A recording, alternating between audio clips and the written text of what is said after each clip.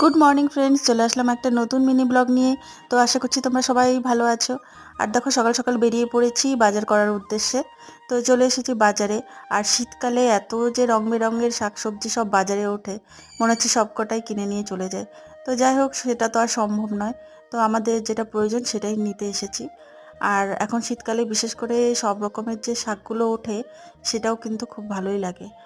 আর তারপরে আমরা বাজার টাজার করে গেছিলাম একটু হার্ডওয়্যারের দোকানে। তো এখানে আমার বরের একটুখানি কাজ ছিল, তো সেগুলোই করছিল। আর আমিও এই ফাঁকে যে দোকানে বেসিনগুলো রাখা ছিল, বেশি ছিল না, দু একটাই ছিল, সেগুলো দেখছিলাম। আর একটা ডোরও ছিল রাখা, সেই ডোরটাও দেখলাম। তো বেশ ভালো, মানে মজবুত ডোরটা।